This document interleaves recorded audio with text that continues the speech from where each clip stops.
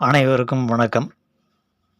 மனிதர்களில் இரண்டு வகை தான் இருக்குது. இது மரபணு வழிவந்த குணாதிசயங்கள் தான். இதில் பலவாறாக பிரிக்க வேண்டிய அவசியமே நமக்கு கிடையாது. இரண்டு வகை என்ன அப்படிங்கிறத முதல்ல பார்த்துருவோம். இது மனிதன் தோன்றிய ஆதி மனிதன் காலத்திலிருந்து நம்ம ஆலோசனை செஞ்சு பார்க்கணும். சும்மா இப்போ இருக்கிற இந்த பேண்ட் சட்டை போட்ட 2 கால் பிராணிகளாக நம்ம இருக்கிறோம். இதையெல்லாம் வச்சுக்கிட்டு நம்ம இப்போ இருக்கிற சூழ்நிலையை வச்செல்லாம் கண்டுபிடிக்க முடியாது. இது எங்கே தோன்றுச்சு அப்படிங்கிற ஆரம்பத்தை பார்த்தா தான் மனிதனில் 2 வகை தான் மரபணு உண்டு அப்படிங்கிறத புத்தி வாரியாக நம்ம தெரிஞ்சுக்கலாம். அப்படி நீங்கள் யார் அப்படிங்கிறத இப்போ சொல்ல போகிற விஷயங்கள்லேருந்து நீங்களே முடிவு பண்ணிக்கலாம். இப்போ சுமார் 3000-4000 ஆண்டுகளுக்கு முன்பு மனிதன் ஆடை கூட இல்லாமல் ஒரு குகையில் வாழ்ந்த காலத்துக்கு நம்ம போயிடுவோம். அப்போ 2 விதமான மனிதர்கள் இந்த காட்டு மிராண்டி பயலுகள் இருக்கிறாங்க அப்படிங்கிறத முதல்ல தெளிவாக தெரிஞ்சுக்கணும்.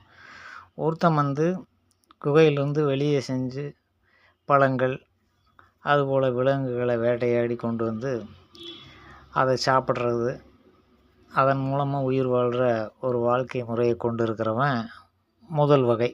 இவன் தன்னுடைய உழைப்பின் மூலம் பழங்கள் காய்கறிகள் இவற்றையெல்லாம் கலெக்ட் பண்ணிட்டு அதைய மீதியானதை குகையில் வச்சுருந்து அதை உண்டு உயிர் வாழக்கூடிய ஒரு குரங்கினம் போல் வச்சுக்கலாம்.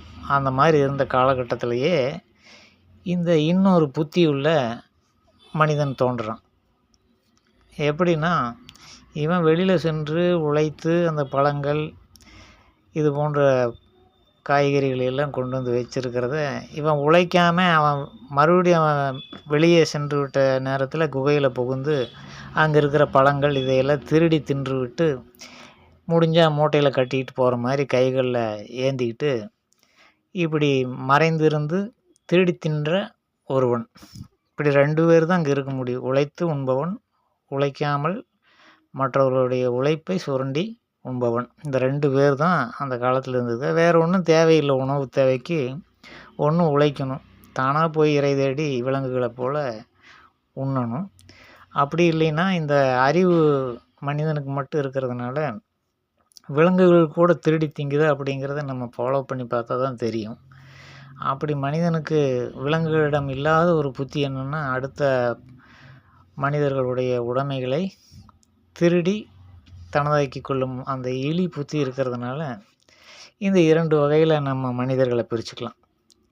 இப்போ இந்த மனிதர்கள் வழியாக இந்த வம்சாவளி வளர்ந்துக்கிட்டே வருது. இப்போ இத்தனை ஆண்டுகள் ஆன பிறகு இப்போ எல்லோரும் நாகரிகம் அடைஞ்சு விட்டோம், படித்து விட்டோங்கிறோம், என்னென்னமோ பல விஷயத்தில் மனிதன் உயர்ந்து விட்டான்ட்டு சொல்லிகிட்ருக்குறோம். அப்படின்னா இப்போ அந்த 2 வகையில் யார் நீங்கள் அப்படிங்கிறத இப்போ தெரிஞ்சுக்கலாம். சின்ன உதாரணங்கள், சில உதாரணங்களே போதும் அந்த 2 வகை மனிதனுடைய வம்சாவளியில் நீங்கள் எந்த வம்சாவளியை சேர்ந்தவன் அப்படிங்கிறத ஆண்களாகட்டும் பெண்களாகட்டும் தெரிஞ்சுக்கலாம். ஒரு டிபார்ட்மெண்ட் ஸ்டோருக்கு போகிறீங்க, சின்ன பொருள்கள் இருக்குது. இந்த டார்ச்சு போடுற செல்லு, கை கடக்கமான பொருள்கள் நிறைய இருக்குது டிபார்ட்மெண்ட் ஸ்டோரில். இதை எடுத்து லவட்டிட்டு வர்ற ஒரு புத்தி உள்ளவங்க இருப்பீங்க. இதை செஞ்சுருப்பீங்க பல பேர். அந்த மாதிரி ஆட்கள் அந்த திருடித்தினனுடைய பரம்பரையில் வந்தவங்க. அவ்வளோதான், முடிஞ்சு போச்சு கதை. வேறு என்ன? எந்த ஒரு பொருள் எடுத்தாலும் அதுக்கு பில்லை போட்டு வாங்கிட்டு வர்ற நேர்மையாளன் ஒருத்தனாவது இருப்பான் இல்லை? டிபார்ட்மெண்ட் ஸ்டோருக்குள்ளே போகிறவன் அவமானத்துக்காக இதை செய்யாத இருக்கிறவனெல்லாம் அந்த கணக்கில் வரமாட்டான். உண்மையிலுமே இது தவறு அப்படிங்கிறத உழைக்காமல் நம்ம எதையும் அடையக்கூடாதுங்கிற பிறப்பிலிருந்தே அந்த புத்தி இருக்கும். சில பேர்த்துக்கு மட்டும், 1,00,000 பேர்த்தில் ஒரு 2-3 பேர்த்துக்கு தான் இந்த புத்தி இருக்கும். இவங்க தான் அந்த உழைத்து உண்ற குகையில் வாழ்ந்தான் பாரு, அதில் உழைத்து சேமித்து வாழ கற்றுக்கொண்டு உணவு தேவைகளுக்காக, வேறு எந்த தேவையும் அவனுக்கு கிடையாது அந்த காலகட்டத்தில். உணவு தவிர வேறு என்ன இருக்குது? அந்த காலத்தில் என்ன செல்வங்களையெல்லாம் சேர்த்தக்கூடிய ஒரு சூழ்நிலையே கிடையாது. அப்போவே திருடி தின்ன ஆரம்பித்தவன் தான் இன்றைக்கி நம்மளை பெரும்பாலானோர் அந்த பரம்பரை வழியே வந்தவங்களாட்ட தான் நம்ம நடந்துக்கிறோம். இது ஒரு சின்ன உதாரணம் தான், அந்த டிபார்ட்மெண்ட்டில் ஸ்டோரில் போய் திருடிட்டு வர்றது. சமீபத்தில் நான் ஒரு டிபார்ட்மெண்ட் ஸ்டோருக்கு போயிருந்தேன். அங்கே போட்டு வச்சுருக்குறாங்க, திருடுவது மிகப்பெரிய குற்றம், கண்காணிப்பு கேமரா பொருத்தப்பட்டுள்ளது. அப்போ என்னென்னா, நம்ம நேர்மையாக போனால் கூட நம்மளை வார்ன் பண்ணுற மாதிரி இருக்கும். இப்போ இந்த ரயில்வே ஸ்டேஷன், பல இடங்களில், பொது இடங்களில் பார்த்திங்கன்னா, டம்ளரில் சங்கிலி போட்டு வச்சுருப்பாங்க. அதை திருடிட்டு போயிடுவானுங்க. இந்த திருட்டு புத்தி உள்ள மனிதர்கள் இருக்கிறதுனால அதுக்கு சங்கிலி போட்டு வச்சுருப்பாங்க. அதை பார்க்கும்போது நான் தண்ணீர் குடிக்கவே மாட்டேன். இப்படி அவமானப்படுத்தக்கூடிய ஒரு செயலை செஞ்சு வச்சுருக்கும்போது, இதெல்லாம் இழிந்த புத்தி உள்ளவர்களுக்காக அந்த சங்கிலி போட்டு வச்சுருக்கும்போது அவங்க தான் அதில் குடிக்கணும். நான் தண்ணி தாகம் எடுத்தால் கூட, மிகவும் கொடுமையான வறட்சி இருந்தால் கூட அதிலெல்லாம் நான் போய் தண்ணீர் அருந்தவே மாட்டேன். ஏன்னா எனக்குள்ளே இருக்கிற அந்த உணர்வு நான் உயர்ந்த குலத்தில் பிறந்த மாதிரி ஒரு உணர்வு எனக்குள்ளே ஓடிட்டுருக்கிறது தான் அதுக்கு மூல காரணம். இது நான் சொல்லுவது, இந்த 2 பேரில் அந்த முதல் வகையான உழைத்து உண்பவனுடைய வகையில் நான் வந்திருக்கலாமே என்னமோ. எனக்கு அது அருவருப்பாக இருக்குது இந்த மாதிரி செயல்களை எல்லாம் பார்க்கும் பொழுது. அப்படி 2 வகையில் நான் எந்த வகைன்ட்டு இப்போ நான் சொல்லிட்டேன். மற்றவர்கள் இது போன்ற உணர்வு உள்ளவர்கள் தான் அந்த முதல் வகையை சேர்ந்த, மீதி எல்லாமே 2ஆம் வகையை சேர்ந்தவர்கள் அப்படிங்கிறத எளிதாக நம்ம முடிவு செஞ்சுக்கலாம். இதுக்கு மரபணு சோதனையெல்லாம் செஞ்சு, நான் இன்ன சாதி, இன்ன மதம்னெல்லாம் கண்டுபிடிச்சி, என்னென்னமோ ஹோமோசெப்பியனுங்கிறாங்க, என்னென்னமோ சொல்கிறாங்க. அதெல்லாம் தேவையில்லை. 2 தான், திருடி தின்னவன், திருடாமல் உழைத்து தின்னவன். இந்த 2 தான் இருக்க முடியுமே தவிர, பல விதமான மரபணுகளில் தேவையே இல்லை. இந்த ஆராய்ச்சி தேவையில்லாத ஒன்று தான் அப்படிங்கிறத நம்ம புரிஞ்சுக்கணும். அந்த முதல் வகை மனிதர்களுடைய வம்சாவளியில் வந்தவங்க விவசாயத்தை தொழிலாக செஞ்சு, உண்மையிலுமே தொழிலாக செஞ்சு வாழ்பவர்கள். அந்த அதுபோல் நேர்மையாக மற்றவர்களுக்காக உயிர் வாழ்கிறவர்கள். இவர்கள் இந்த விவசாயம் செஞ்சு உண்மையிலுமே நேர்மையாக இருப்பவர்கள். இவர்களுக்கு தேவைகள் அடுத்தவங்களுக்கு, நம்ம உழைத்து அடுத்தவங்களுடைய உணவு தேவைகளை நிறைவேற்ற வேண்டிய அவசியம் என்ன வந்தது?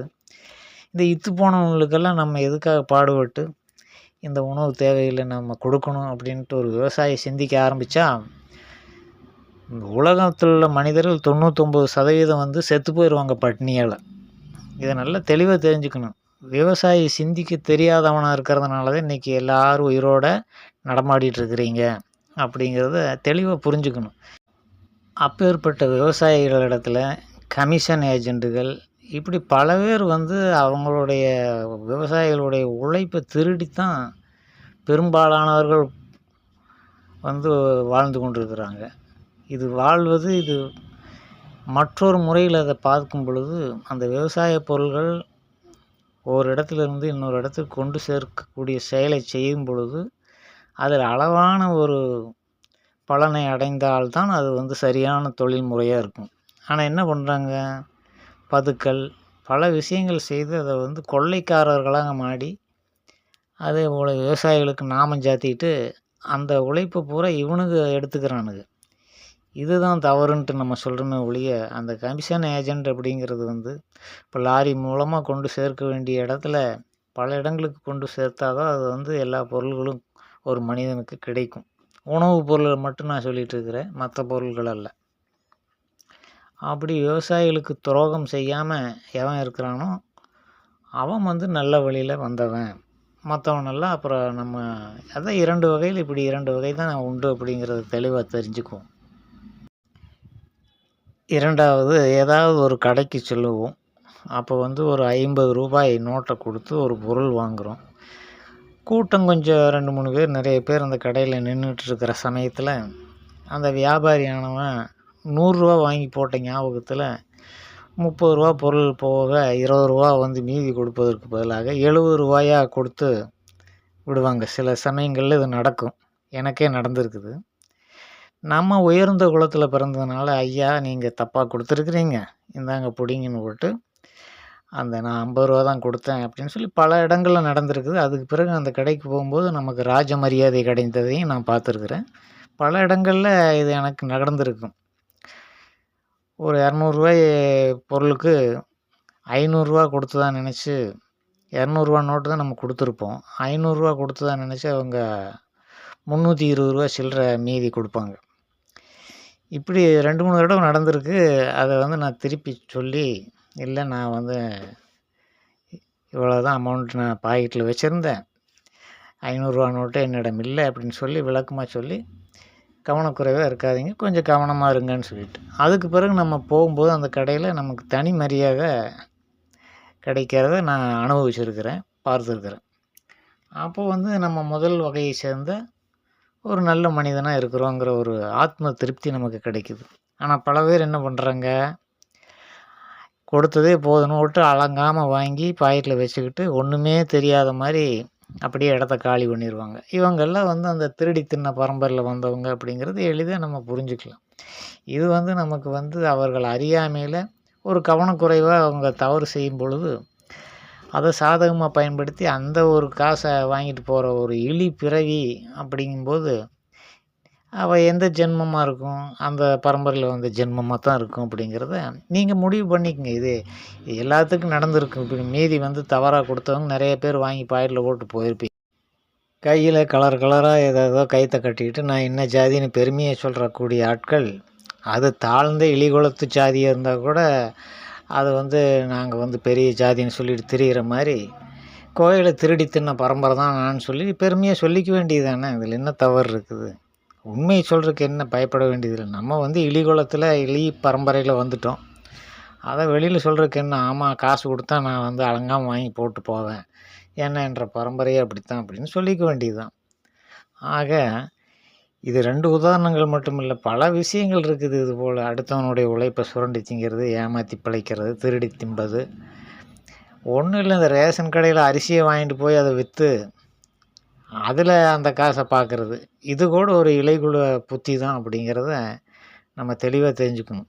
அரசாங்கம் நடக்கிறது இன்னொரு பக்கம் இருக்கட்டும். அரசாங்கம் எதுக்காக வழங்குதுன்னா, அது இத்து போன பொருள்கள் எல்லாம் நம்ம தலையில் கட்டுறதுக்காக வேர் ஹவுசிங் குடோனில் பஞ்சகாலத்துக்காக சேகரிக்கப்பட்டு வைக்கப்பட்டிருக்கிற பொருள்கள் கெட்டுப்போன பிறகு எடுத்து அதை இலவசமாக கொடுக்குறதா சொல்லி நாடகம் ஆடிட்டுருக்கிற அரசாங்கங்கள் இருக்கிறதுனால, அதை கூட வாங்கி அதை வேற ஒரு பக்கம் மாவாட்டுறவங்ககிட்ட விற்று, இந்த தோசை மாவு இட்லி மாவுனால இப்போ கூவிட்டு போவாங்க, அவங்கெல்லாம் இதை வாங்கி அரைச்சி திரும்ப அவங்கக்கிட்ட காசை கொடுத்து அந்த மாவை வாங்கி தோசையை சுட்டு சாப்பிட்டுட்ருப்பாங்க. இது போன்ற இழிகுலத்தவர்கள் தான் அந்த திருடி தின்ன பரம்பரையில் வந்தவங்க. இப்படி எல்லாம் நிறைய விஷயங்கள் நீங்கள் ஆலோசி பார்த்தா, நேர்மையற்ற செயல்களை யார் யார் செய்கிறீங்களோ அவங்க எல்லாம் வந்து இந்த இழிகுலத்து பரம்பரையில் வந்தவங்க அப்படின்ட்டு எளிதாக முடிவு செஞ்சுக்கலாம். நன்றி. இன்னொரு வீடியோவில் சந்திப்போம்.